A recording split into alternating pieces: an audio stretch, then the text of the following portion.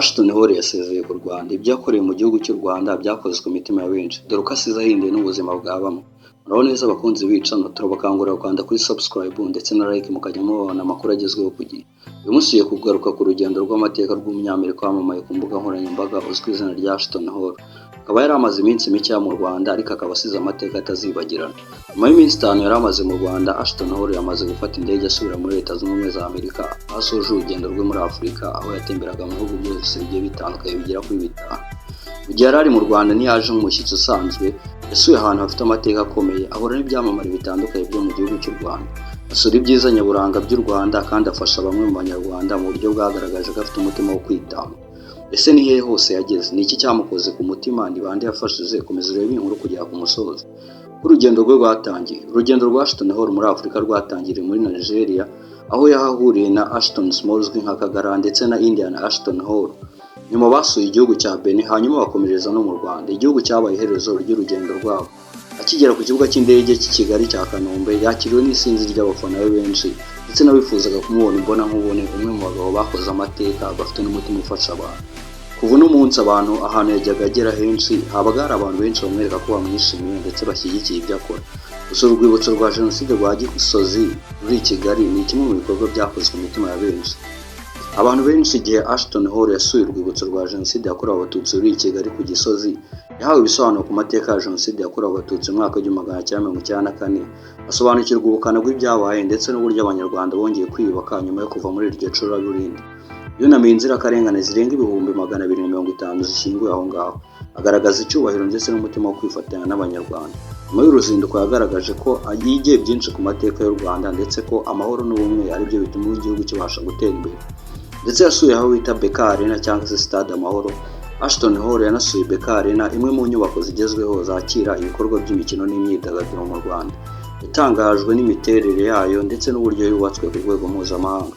Nyuma yaho yasuye Stade Amahoro, aho yagaragaje ko yishimiye uburyo u Rwanda rushora imari mu bikorwa remezo bya siporo. Yavuze ko siporo ifasha urubyiruko kugera ku nzozi zarwo, kandi igihugu gifite ibikorwa remezo kiba gifite icyerekezo cyiza cy'ahazaza. Yasuye aho bita Zaria Courts na Kigali Universe. Urugendo rwe yasuye Zaria Courts ndetse na Kigali Universe, aho yahuye n'urubyiruko rukora ubucuruzi bw'ikoranabuhanga ndetse n'ibindi bikorwa bindi by'udushya. Yatangajwe n'uburyo urubyiruko rw'u Rwanda rufite ibitekerezo bishya kandi rukora cyane. Yabwiye urubyiruko ko gutsinda bitangirana mu kwizera ubushobozi bwawe ndetse no gukora cyane buri munsi. Urugendo rwe mu Bigogwe. Nyuma yo kumara igihe kinini mu mujyi wa Kigali, Ashton Hall yerekeje mu Bigogwe, dore ko ariho yari yaje kubwirwa na Ashton Small ko ari hamwe mu hantu heza yasura, akaba yareba ibice by'icyaro, akareba uburyo ari ahantu heza. Yarahishimiye cyane, hakaba hari ikirere gikonje, imisozi myiza ndetse n'ubwiza n'ibidukikije bihakikije. Yabonanye n'abaturage, asabana nabo, afata amafoto ndetse yishimira ubworozi n'ubuzima bwo mu cyaro.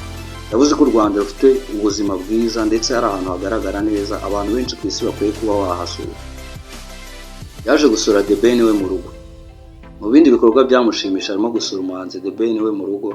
Bamaranye umwanya baganira, basangira n'inshuti, basangira ibitekerezo bigiye bitandukanye ndetse baganira ubucuti. Abafana benshi bari bishimiye kubabona, bari abantu babiri bakomeye, dore ko The Ben ari umwe mu byamamare bikunzwe mu Rwanda.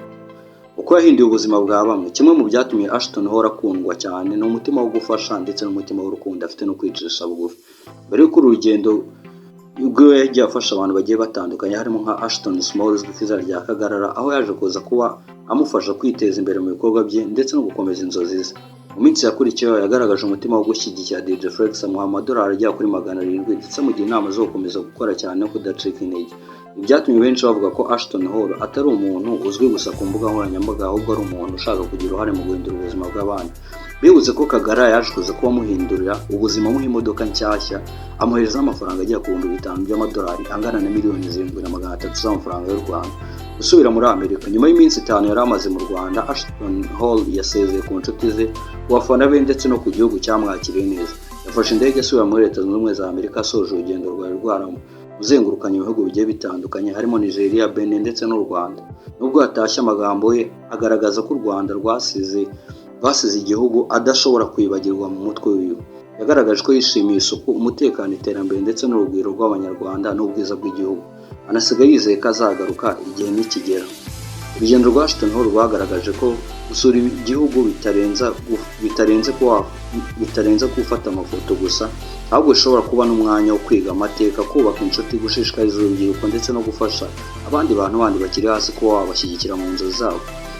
Ashton Hall rero ni umwe mu bantu bagiye bagerageza kugira ngo berekane ko bashyigikiye impano z'abatoye, dore ko umwe mu bantu batikunda cyangwa se berekanye ko bifuza ko abantu bamwe mu badacika intege cyangwa se mu bafite ibyo bashaka kugeraho babashyigikira mu buryo bushoboka bwose. Asubiye muri Leta Zunze Ubumwe za Amerika, dore ko yaje kubatangaza ko mu mezi 6 ari imbere azabasha kuba yagaruka agasura igihugu cy'u Rwanda, akongera akareba ibyiza yakibonyemo.